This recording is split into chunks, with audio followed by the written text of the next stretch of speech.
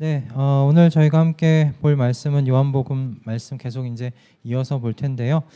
우리 본문 말씀 읽기 전에 또 같이 좀 이야기를 나누고 우리 본문 말씀 또 읽고 은혜 나누었으면 좋겠는데, 오늘 저 설교 질문 나누기 전에 한번 설교를 시작하기 전에 질문을 좀 먼저 좀 말씀드려보고 싶어요.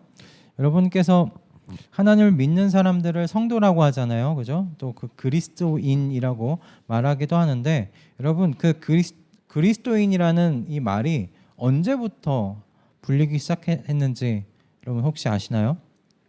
알 것도 같은데, 그죠? 사도행전에서 저희 보면 알 수 있습니다. 사도행전 11장을 보면 이 바나바와 바울이 안디옥에서 1년을 머물면서 그곳에서 말씀을 가르치죠. 그 말씀을 가르친 열매인 제자들이 생겼는데, 그 제자들이 안디옥에서 최초로 그리스도인이라는 말로 불리기 시작을 했습니다. 그래서 안디옥 교회에서 그리스도인이라는 명칭이 먼저 불리기 시작했다. 그것이 사도행전 11장에 나와 있어요. 그런데 지금 우리가 우리 스스로를 그리스도인이라고 부르는 이 말과 이 명칭과는 좀 다르게, 당시에 그리스도인이라고 불리는 건 명예스러운 어떤 이유로 불린 것은 아니었어요. 그리스도인이라고 이 안디옥 교회에서 여러분 불렸을 때는 그리스도인이라는 건 조롱에 가까운 이야기였어요. 우리나라에서, 우리 이 땅에서 예전에 그리스도인들을 예전에 예수쟁이라고 불렀던 거 기억하십니까? 그 예수쟁이가 굉장히 순한 말은 아니잖아요. 조롱에 가까운 말이었어요. 그와 비슷한 의미라고 여러분 생각하시면 되겠습니다. 안디옥 교회에서 그리스도인이라고 불렸던 건 조롱을 받는 그런 어떤 명칭이었어요. 오늘날에는 예수쟁이라는 말로 그리스도인들을 부르는 걸 여러분 별로 들어본 적은 없으실 것 같아요. 그러나 교회에 대한 신뢰도가 요즘 바닥에 떨어져 있는 오늘날, 세상에서 우리의 신앙을 좀 드러내 보이게 되면 뭔가 이렇게 조롱에 가까운 질문을 한 번씩은 들어본 적 있지 않으실까 싶습니다. 우리에게 주어진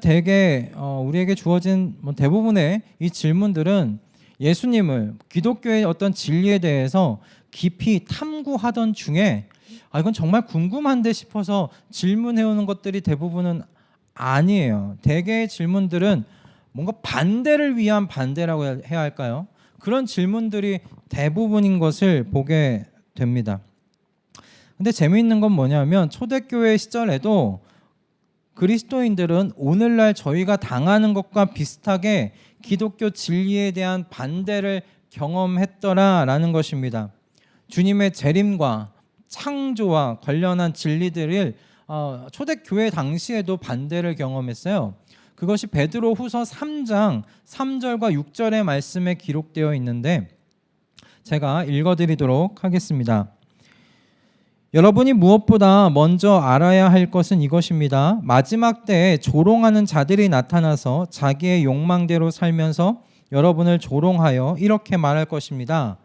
그리스도가 다시 오신다는 약속이 어디 있느냐? 조상들이 잠든 이래로 만물은 창조 때부터 그러하였듯이 그냥 그대로다.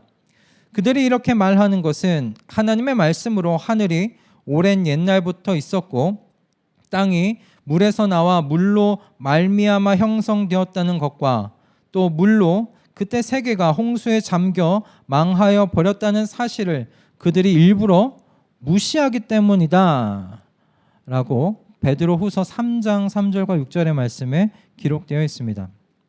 그럼 이처럼 우리의 믿는 바를 과거 때나 지금이나 동일하게 세상은 계속 반대해 오고 있습니다. 앞으로도 환영받는 일은 쉽지 않을 것 같아 보여요. 때로는 저나 여러분이나 얼굴이 빨갛게 달아오를 정도로 우리의 신앙에 대한 반대를 경험할 수도 있을지 모르겠습니다. 왜 이렇게까지 부끄러움을 당해야 하는지, 왜 내가 이런 수치와 모욕을 당해야 하는지 질문하게 될 때가 올런지도 여러분 모르겠습니다. 물론 조용히 그리스도인인 것을 숨기면서 지낸다면 아무 일도 일어나지 않겠죠. 그러나 제가 믿기로 참된 신앙은 주머니 속에 숨겨놓은 송곳과 같다는 생각을 해봅니다. 결국은 드러나게 된다라고 생각이 들거든요. 우리가 이제 좀 본문을 읽으려고 하는데, 우리가 읽을 본문의 내용을 통해서 우리가 왜 이 세상에서 반대를 당할 수밖에 없는지, 이해를 받지 못하는지, 수치와 모욕을 당하는 일까지 겪는 그 이유가 무엇인지 함께 오늘 본문을 통해 생각해 보고자 합니다. 그리고 하나님께서 그럼에도 불구하고 이 길을 끝까지 걸어 나아가려는 자들에게 주시는 위로와 격려는 무엇인지를 함께 나누기를 소원합니다. 말씀을 통해 주시는 하나님의 은혜가 오늘 이 자리에 저와 여러분에게 풍성하게 있기를 소원하면서 오늘 본문 요한복음 7장 25절에서 31절의 말씀을 제가 한 절, 여러분이 한 절 함께 교독하시고 마지막 31절은 합독하도록 하겠습니다. 요한복음 7장 25절 제가 먼저 읽도록 하겠습니다. 예루살렘 사람들 가운데서 몇 사람이 말하였다. 그들이 죽이려고 하는 이가 바로 이 사람이 아닙니까? 보십시오. 그가 드러내놓고 말하는데도 사람들이 그에게 아무 말도 못합니다. 지도자들은 정말로 이 사람을 그리스도로 알고 있는 것입니까? 우리는 이 사람이 어디에서 왔는지를 알고 있습니다. 그러나 그리스도가 오실 때에는 어디에서 오셨는지 아는 사람이 없을 것입니다. 예수께서 성전에서 가르치실 때 큰 소리로 말씀하셨다. 너희는 나를 알고 또 내가 어디에서 왔는지를 알고 있다. 그런데 나는 내 마음대로 온 것이 아니다. 나를 보내신 분은 참되시다. 너희는 그분을 알지 못하지만 나는 그분을 안다. 나는 그분에게서 왔고 그분은 나를 보내셨기 때문이다. 사람들이 예수를 잡으려고 하였으나 아무도 그에게 손을 대는 사람이 없었다. 그것은 그의 때가 아직 이르지 않았기 때문이다. 무리 가운데서 많은 사람이 예수를 믿었다. 그들이 말하였다. 그리스도가 오신다고 해도 이분이 하신 것보다 더 많은 표징을 행하시겠는가? 무리가 예수를 두고 이런 말로 수군거리는 것을 바리새파 사람들이 들었다. 그래서 대제사장들과 바리새파 사람들은 예수를 잡으려고 성전 경비병들을 보냈다. 예수께서 그들에게 말씀하셨다. 나는 잠시 동안 너희와 함께 있다가 나를 보내신 분께로 간다. 그러면 너희가 나를 찾아도 찾지 못할 것이요 내가 있는 곳에 너희가 올 수도 없을 것이다. 35절입니다. 유대 사람들이 서로 말하였다. 이 사람이 어디로 가려고 하기에 자기를 만나지 못할 것이라고 하는가? 그리스 사람들 가운데 흩어져 사는 유대 사람들에게로 가서 그리스 사람들을 가르칠 셈인가? 함께 읽겠습니다. 또 너희가 나를 찾아도 만나지 못할 것이요 내가 있는 곳에 너희가 올 수도 없을 것이다 한 말은 무슨 뜻인가? 아멘. 오늘 이 본문을 보면 여러분 예수님은 유대인들을 통해 두 번이나 이해받지 못하셨던 것을 보게 됩니다. 거절당하시는 것을 우리 본문 속에서 보게 됩니다. 먼저 보게 되는 것은 메시아로서 그리스도로서 이 예수님을 거절하고 있는 유대인들의 모습을 우리는 먼저 발견하게 됩니다. 예수님께서 가르치시는 것을 예루살렘에 사는 유대인들이 다 들었습니다. 그 사람들은 예수님의 모든 말씀을 듣고 이런 질문을 했습니다. 왜 이 예수가 계속 가르치고 있는지, 이 예수가 가르치도록 놔두고 있는지 유대 당국 지도자들 이해할 수 없다라고 지금 이야기를 하고 있는 거예요. 그리고 유대 당국자들이 정말로 그를 그리스도라고 생각하기에 이 예수가 지금 여기서 계속 가르치도록 놔두고 있는 것이냐라고 이 유대 사람들, 예루살렘에 살고 있는 유대 사람들이 생각했던 것입니다. 그런데 그들은 이렇게 이야기합니다. 우리는 그를 그리스도라고 믿지 않는다라는 거예요. 우리는 그를 그리스도라고 생각하지 않는다. 왜냐하면 메시아가 올 때는 사람들이 그가 어디서 왔는지 아무도 알 수 없게 메시아가 온다고 되어 있는데, 우리는 이 예수 그리스도라고 이야기한 이 예수가 어디서 왔는지를 우리는 안다라는 것이죠. 그의 아비 요셉을 알고 있고 그의 어미 마리아를 알고 있고 그가 어디서 나고 자랐는지를 우리는 안다. 그곳이 나사렛 아니냐라는 것이죠. 그러니 예수님은 그리스도가 될 수 없다라고 그들은 생각했던 것이에요. 사실 근데 그들의 이 말도 좀 모순이 되는 것이, 미가서를 보면 여러분, 메시아는 다윗의 혈통으로서 베들레헴에 난다고 기록되어 있지 않습니까? 그죠? 42절을 보면 무리 중에 어떤 사람들은 미가서의 이 말씀을 가지고 말하는 사람들도 등장하는 것을 우리는 볼 수가 있습니다. 이런 것을 보면 메시아가 나심, 그리스도가 나타나시는 것에 대하여 그들의 지식도 서로 맞지 않는 것, 섞여 있는 것을 우리가 오늘 본문 속에서 보게 됩니다. 그런데 이 본문을 보면서 생각하면 생각할수록 좀 의문이 드는 건 이겁니다. 유대인들이 혈통을 중요시하지 않습니까? 그죠? 가문의 혈통을 매우 중요시합니다. 다윗 가문인지 베냐민 지파인지, 그러죠? 에브라임 지파인지 그 지파, 그 혈통을 매우 중요시 여기는 사람들입니다.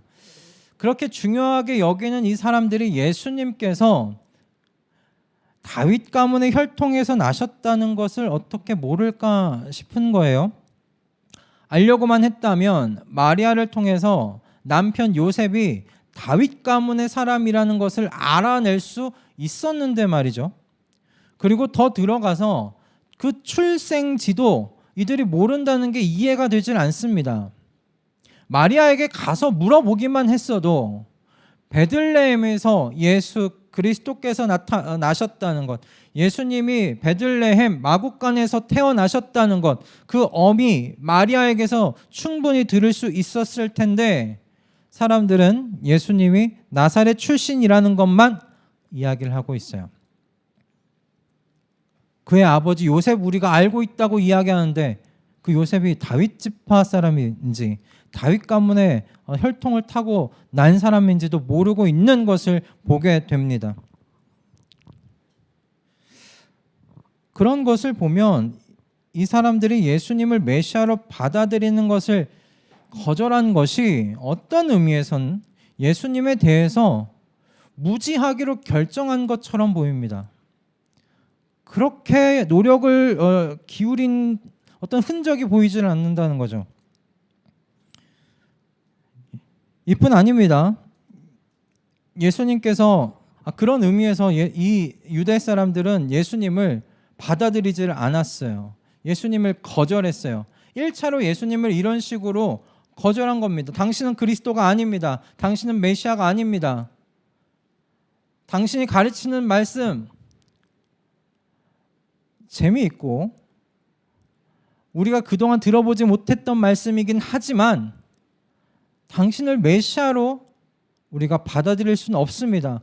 거절한 것을 1차로 우리가 보게 됩니다. 그리고 다시 한번 예수님의 어떤 예수님을 받아들이지 못하는 무리들의 모습을 보게 되는 것이 33절과 34절에 예수님의 말씀에 대한 이 무리들의 반응을 통해서 우리가 보게 되는데, 예수님께서 이 바리새파 사람들이 예수님을 붙잡기 위해 성전 경비병들을 보냈다는 것을 아시고는 33절과 34절의 말씀을 이야기하시는데, 그 말씀이 무엇입니까? 내가 잠시 동안 너희와 있다가 나를 보내신 분께로 간다라고 말씀하세요. 그러면 너희가 나를 찾아도 만나지 못할 것이요, 내가 있는 곳에 너희도 올 수 없을 거야 라고 말합니다. 그러자 무리들의 반응이 무엇입니까? 이해할 수 없다는 반응을 보이지 않았습니까? 예수님께서 저 멀리 그리스 지역에 가서 이방인들을 가르치려는 그런 계획을 가지고 있는 건가 라면서 예수님께서 하신 말씀을 그닥 귀담아 듣지 않는 이 유대인들을 우리가 볼 수가 있습니다. 이렇게 오늘 이 본문의 내용을 살펴보면서 제가 받았던 마음의 이해는 무엇이었냐면, 예수님께서 당시 예루살렘에 살았던 이 유대인들에게 철저하게 거절당하셨구나, 철저하게 이해받지 못하셨구나. 예수님께서 가르치고 가르치셨지만 그 모든 가르침이 허공에 맴도는 메아리 같이 느껴지셨겠구나 라는 것이었어요. 세상의 구원자이신 그리스도로 여김을 받으시는 데 있어 거절당하신 것을 우리는 오늘 이 본문 속에서 보게 됩니다. 그리고 바로 여기에 저는 오늘을 사는 우리 그리스도인들이 또한 사는 이 세상 속에서 거절을 당하고 이해받지 못하는, 그리고 나아가 조롱받을 수 있는 그런 이유가 예수님께서 이 거절당하신 이 본문의 말씀 속에 나와 있다 생각이 들었어요. 두 가지 이유인데요. 첫째는 여러분이 세상 속에서, 그리스도인들이 세상 속에서 거절당하는 이유가 무엇이냐?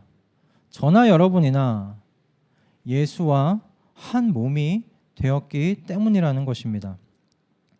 예수 그리스도와 여러분이 한 몸 되었기 때문입니다. 예수 그리스도와 여러분이 연합되었기 때문입니다. 예수님에 대한 믿음을 고백하고 그리스도인이 된 여러분은 이제 세상으로부터 거절당하시고 이해받지 못하셨던 이 예수님과 분리되실 수 없어요. 이 예수님은 예수님이고, 예수님이 거절당하시고 예수님이 모욕당하시고 예수님이 조롱당하시고 예수님이 핍박당하셨던 것과 나는 별개지라고 생각하며 살아갈 수 없다는 겁니다. 마태복음 10장 40절의 말씀에서 예수님이 이렇게 말씀하셨어요. 너희를 맞아들이는 사람은 나를 맞아들이는 것이요, 나를 맞아들이는 사람은 나를 보내신 분을 맞아들이는 것이다 라고 마태복음 10장 40절에서 말씀하셨어요. 그리고 갈라디아서 2장 20절은 너무 유명한 말씀이죠. 사도 바울은 이렇게 예수님과 한 몸 된 것을, 연합된 것을 신앙으로 이렇게 고백합니다.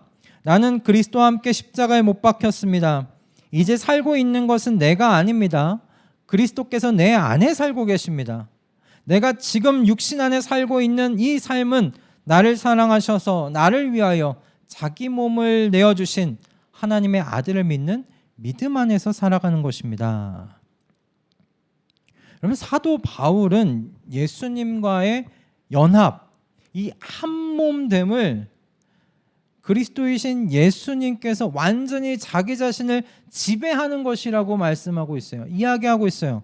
이제 살고 있는 것은 내가 아니라고 이야기를 하고 있잖아요. 그리스도께서 내 안에 살고 있다라는 거잖아요. 그리스도께서 이제 그러면 나를 이끄시고 다스리신다는 거예요. 이제 나는 내 의지로 살지 않고 그리스도의 의지로 살아가는 존재가 되었다고 이야기하고 있는 겁니다. 야, 근데 여러분, 이렇게만 들으면 이 예수님과 연합된다는 것, 한 몸 된다는 것 뭔가 근사하지 않습니까? 저는 처음에 이렇게 연합이라는 것을 생각할 때, 야, 그래, 그분이 나를 이끄시고, 그분이 그러면 내 삶 가운데 능력이 되시고, 그분이 나를 이끄신다면 내 삶 가운데 승리가 있겠구나, 능력이 있겠구나, 참 소망이 있겠구나, 영적인 어떤 성공이 있겠구나. 세상 속에서 어떤 성공이 이야기하는 것이 아니라 내 삶이 정말로 예수로 충만해지면서 성공할 수 있겠구나, 어떤 그런 희망으로 가득한 것으로 생각이 들었어요. 그런데 오늘 이 본문의 말씀을 보면서 하나님께서 깨닫게 해 주시더라고요. 연합이라는 게 그것만 있는 게 아니야 라는 거예요. 예수 그리스도와 연합된다는 건 예수 그리스도께서 주시는 당신의 그 그리스도의 의지로 살아간다는 건 그분이 당하시는 조롱과 수치와 거절과 이해받지 못함의 자리를 나도 함께 겪는다는 것이더라고요. 예수님께서 예수님의 의지로 초막절에 예루살렘에 올라가셨어요. 올라가시면 이렇게 거절당하실 거 모르셨을까요? 조롱당하실 걸 모르셨을까요? 저 무슨 말하는 거야? 손가락질 당할 거 모르셨을까요? 알고 가신 거예요. 누구의 의지로? 그리스도의 의지로 가신 거예요. 그 주님께서 우리 안에 살아 계신다는 거죠. 그 주님께서 우리 안에서 나와 한 몸이 되신다는 거죠.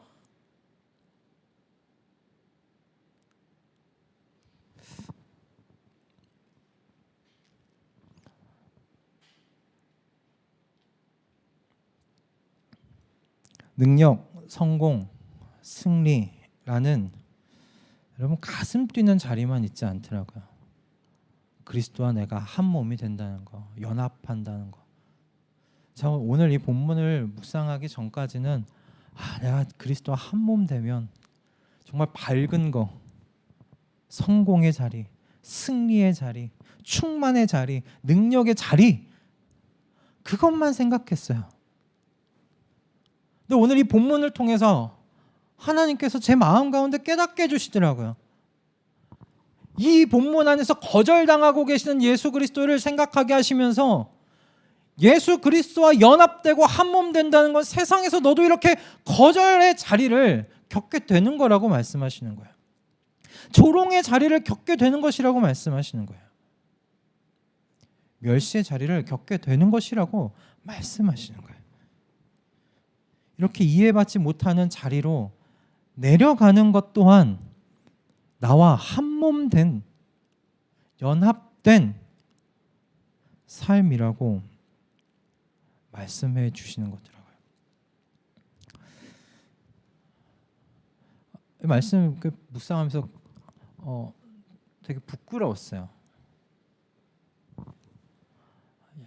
그리고 연합이라는 것이 무엇인지 다시금 균형을 맞춰주시는 주님이 감사했어요.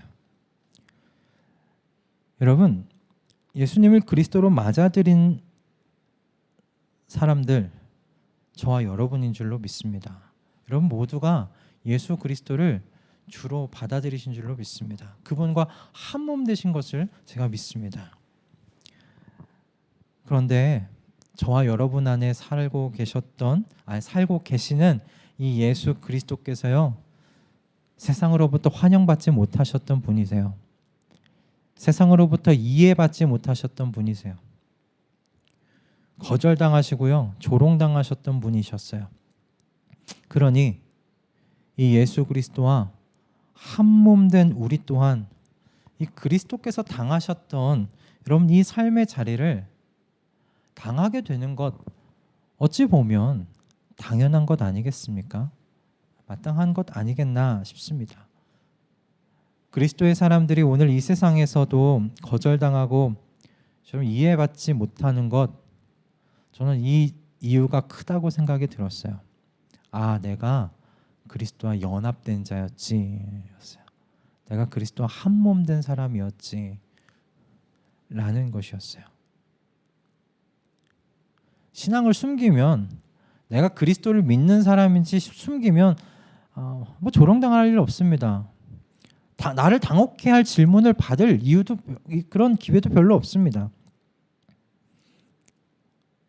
하지만 내가 그리스도인이라는 사실,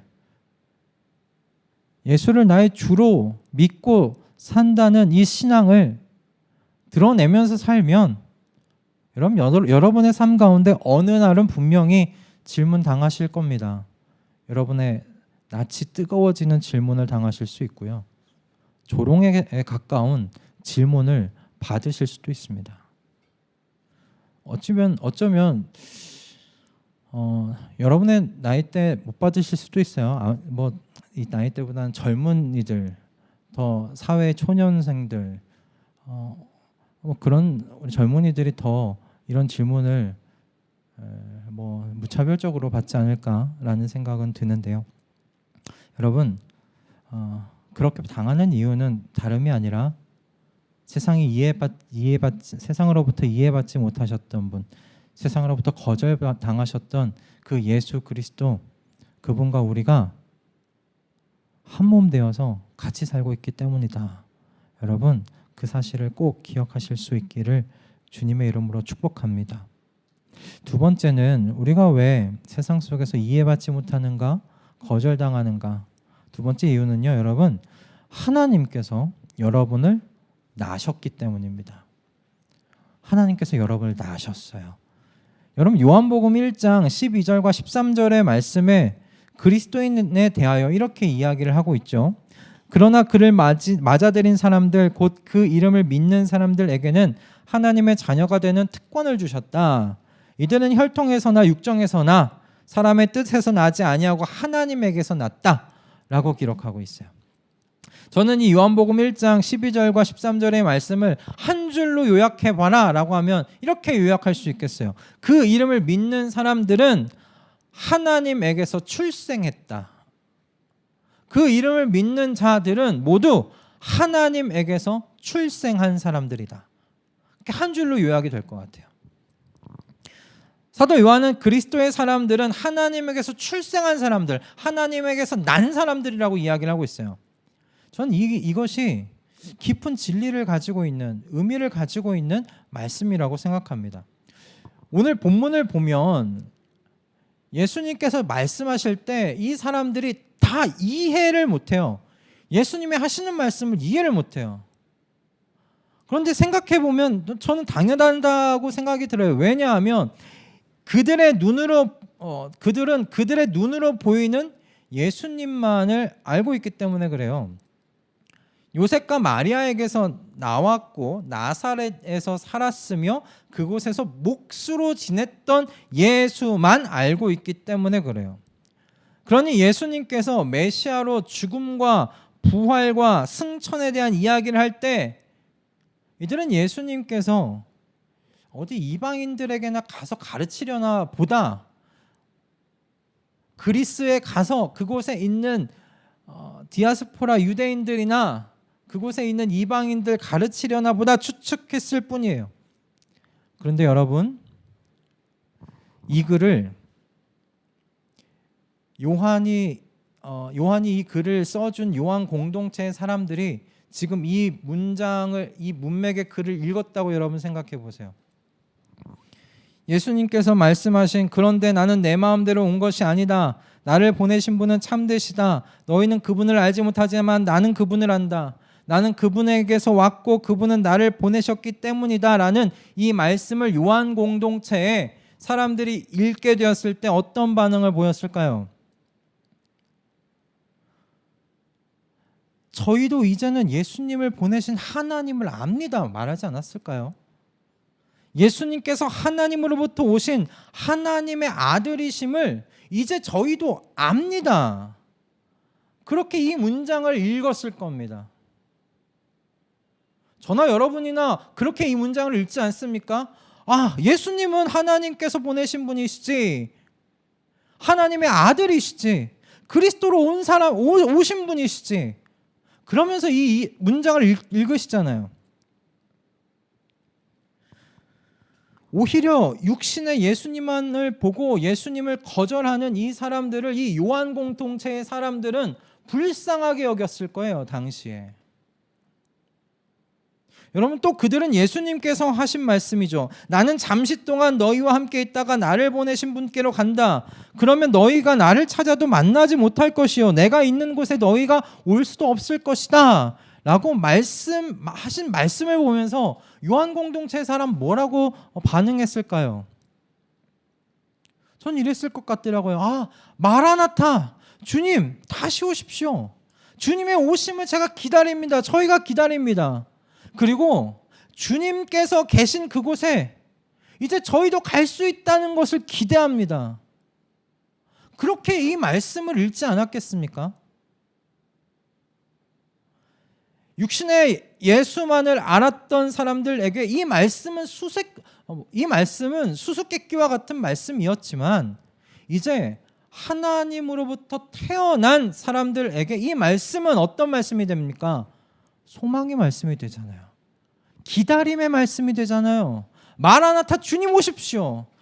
또는 주님, 저도 이제 주님 곁에 가겠습니다. 그 소망으로 이 말씀을 읽게 되지 않습니까? 여러분, 제가 무슨 말씀을 드리는지 아시겠습니까? 여러분, 그리스도의 사람들이 이 세상에서 이해받지 못하거나 조롱과 거절을 당하는 건 여러분 이렇게 표현할 수 있을 것 같아요. 2차원은 절대로 3차원을 여러분 이해하지 못하고 받아들일 수 없다라는 것으로 비유할 수 있을 것 같아요. 2차원에 사는 어떤 존재는 3차원의 존재를 절대로 받아들이고 이해할 수가 없어요. 여러분, 하나님께로 나지 않은 사람들이 보는 세상이 전 2차원적이라고 비유할 수 있겠다 싶습니다. 평면적입니다. 왜요? 눈으로 보는 것 외에, 만져지는 것 외에 이해할 수 없기 때문에 그래요. 눈으로 보고 만져지는 그 세상만 이해하고 받아들입니다.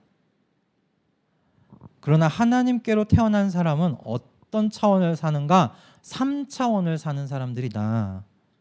세상을 입체적으로 바라보는 안목이 열린 사람들이다. 눈으로 보고 만져지는 세상 또한 알지만 또 그 이면에 흐르는 영적인 진리와 질서를 아는 사람들이 되었기 때문에 그렇습니다. 그러니 세상을 더욱더 완전하게 보겠죠. 입체적으로 볼 수 있다. 저는 그렇게 생각합니다. 이것에 대해서 고린도전서 2장 9절의 말씀은 이렇게 이야기를 하고 있어요. 그러나 성경에 기록된 바 눈으로 보지 못하고 귀로 듣지 못한 것들, 사람의 마음에 떠오르지 않은 것들을 하나님께서는 자기를 사랑하는 사람들에게 마련해 주셨다 한 것과 같습니다. 눈으로 보지 못하고 귀로 듣지 못한 것들, 사람의 마음에 떠오르지 않은 것들을 알게 된 사람들을 세상이 여러분 이해 못하고 받아들이지 못하는 것은 그래서 어찌 보면 당연한 것이죠. 그러니 여러분이 복음 때문에 당하는 수치와 거절과 조롱은 여러분이 하나님에게서 출생한 사람이라 증거로 여기셔도 좋다라는 것입니다. 하나님께로부터 났기 때문에 세상을 3차원적으로 바라볼 수 있는 안목이 열렸기 때문에 세상이 2차원인 세상이 저와 여러분을 하나님의 백성을 받아들이지 못하는 것이다 라는 것이죠. 이렇게 보면 예수님과 한몸 되어 산다는 것, 연합되어서 산다는 것 영광스러운 일이기도 하지만 힘들고 고된 일 같아요. 고단한 일 같아요. 세상에서 우리의 신앙이 이해받지 못하고 거절당하는 것, 여러분 저는 익숙해질 수 없는 불편함이 될 거라 생각이 듭니다. 그런데요, 그럼에도 불구하고 이 예수 그리스도와 연합하여 한몸 되어 살기를 여러분 결단하는 성도들에게 하나님께서 격려를 주십니다. 위로를 주십니다. 그 어떤 격려요? 어떤 위로냐면 첫 번째가 하나님께서 내가 너를 안다고 말씀하시는 거예요. 내가 너를 안다고 격려하고 위로해 주세요. 예수님께서 28절과 29절의 말씀을 보면 이렇게 말씀하셨습니다. 너희는 그분을 알지 못하지만 나는 그분을 안다. 나는 그분에게서 왔고 그분은 나를 보내셨기 때문이다 라고 이야기를 하고 계세요. 여러분, 이 말씀은 예수님만 하나님을 안다라는 말씀은 아니잖아요. 그렇죠? 하나님께서 예수님을 보내셨어요. 그래서 예수님은 당신은 하나님을 안다라고 말씀하세요. 그렇다는 얘기는 뭡니까? 보내신 분도 예수님을 알겠지요. 그렇죠? 예수님도 하나님을 알지만 예수님을 보내신 하나님도 예수님을 아신다라는 말씀입니다. 여러분, 이 말씀을 요한복음 1장 12절 13절의 말씀으로 확대해 보면 그리스도인은 하나님으로부터 난 사람들이잖아요. 출생한 사람들이잖아요. 이 말씀이 무슨 의미입니까? 여러분, 그리스도인들은 아빠가 되시는 하나님, 그 하나님을 아는 사람들이 되었고요. 또한 아빠가 되시는 하나님께서 자녀인 그리스도의 사람들을 아신다라는 말씀과 동일하지 않겠습니까? 제게는 내가 너를 안다라는 이 말씀이 큰 위로의 말씀이었습니다. 주님, 세상 모든 사람들이 저를 이해하지 못해도 됩니다. 단 한 사람도 이해하지 못해도 됩니다. 주님께서 이해해 주시면 됩니다. 라고 기도하면서 하나님 앞에서 눈물 흘렸던 것이 이 음성을 들었을 때, 내가 너를 안다 라는 음성을 들었을 때였어요. 주님이 나를 알아주시는구나, 주님이 나를 알고 계시는구나 라는 것을 깊이 경험했을 때였어요. 여러분, 주님께서는 계속 우리에게 말씀하세요. 내가 너를 알아. 내가 너의 아픔을 알아. 너가 세상 속에서 이해받지 못할 때 너가 지금 겪고 있는 그 마음의 감정을 내가 알아. 너의 화끈거리는 그 얼굴에 그 화끈거리는 그 창피함, 그 감정 또한 내가 알아. 하나님께서 말씀하세요. 저는 그 내가 너를 안다라는 이 말씀이 세상 그 어떤 것보다 큰 위로라고 생각이 듭니다. 여러분, 예수님께서도 마찬가지셨다 생각합니다. 세상으로부터도 이해받지 못했지만 예수님께서, 여러분, 제자들이 예수님을 이해했습니까? 예수님이 가르치시는 것 이해했습니까? 하나님 나라의 복음에 대해서 가르치실 때 예수님께서 정말 메시아인 것, 그리스도라는 것 그렇게 믿었습니까? 예수님이 가르치신 대로 이해했습니까? 아니에요. 메시아라고 이해를 했어도 그들이 이해했던 메시아와 예수님이 말씀하신 메시아는 너무 달랐어요. 제자들에게서도 이해받지 못했어요. 그런 예수님을 생각하면, 와, 예수님 제자들 12명의 제자들과 함께 지냈지만 참 고독하셨겠다라는 생각 들더라고요. 제자들로부터 한 번도 위로받지 못하셨겠다. 얘네들이 나를 알아주는구나, 내 아픔을 알아주는구나, 그런 마음 한 번도 경험해보지 않으셨겠다 싶은 거예요. 예수님이 그럼 어디로부터 위로받으셨을까요? 어디로부터 격려받으셨을까요? 어디서부터 능력을 공급받으셨을까요? 하나님 외에는 없으셨다 싶어요. 그래서 그렇게도 예수님께서 혼자 홀로 하나님 앞에 기도하는 그 자리를 가지셨는가 싶더라고요. 여러분, 여기에 모인 우리 모두에게도 주님께서는 분명히 말씀하십니다. 내가 너를 안다. 내가 너를 낳았잖니. 내가 너를 낳았는데 내가 어찌 너를 모르겠냐.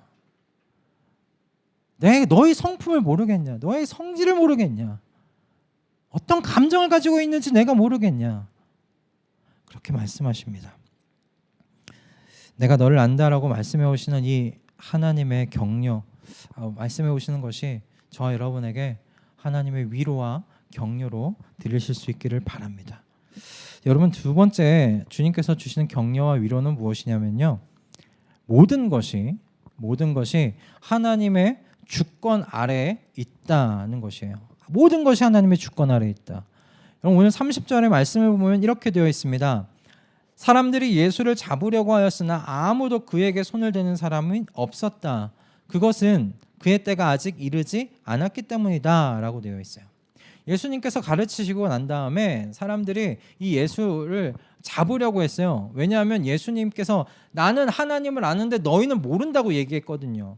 그 유대인들에게 얼마나 그게 그 자존심에 상처를 주는 말이었겠습니까? 누구보다도 유일하신 하나님을 잘 안다고 생각했고 초막절에 누구 때문에 모였어요? 하나님 때문에 모였어요. 그런데 그 모인 모든 사람들에게 예수님께서 말씀하시는 거예요. 나는 나를 보내신 분을 알지만 너희는 모른다. 너희는 하나님을 모른다. 지금 그렇게 말씀하고 있었으니 그곳에 모인 유대 사람들이 예수님을 붙잡으려고 했던 거예요. 그런데 아무도 예수님을 잡지 못했어요. 아직 그의 때가 이르지 않았기 때문이다. 성경은 그렇게 이야기합니다. 여러분, 이 말씀이 의미하는 것이 무엇입니까? 여러분, 위에 계신 하나님께서 능력을 주시지 않으시면 유대인이나 이방인이나 바리새인이나 사두개인이나 가야바나 헤롯이나 본디오 빌라도에 이르기까지 그 누가 되었다고 하더라도 예수님을 해칠 수 없다라는 것이에요.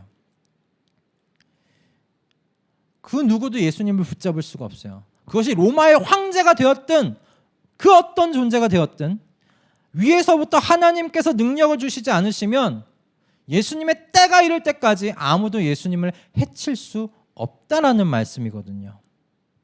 예수님께서 십자가 위에서 죽으신 것은 그분이 어쩔 수 없어서 그러신 것이 아니에요. 자신의 죽음을 막으실 수 있는 능력이 없어서 죽으신 것이 아니잖아요. 하나님께서 직접 하나님의 의지로 십자가 위에 죽음을 선택하신 거예요. 예수님을 십자가에 달려 죽게 하는 건 하나님의 통제 아래에서 하나님의 허락받아 행해진 일입니다. 그러므로 여러분, 이 말씀을 통해 그리스도와 한 몸을 이루어 사는 우리에게 주신 위로가 뭡니까? 여러분, 하나님께서 모든 때와 여러분 모든 사건을 여러분 지배하십니다. 하나님의 허락 없이는 그 어떠한 일도 일어날 수 없는 세상에서 우리가 살고 있다라는 말씀입니다.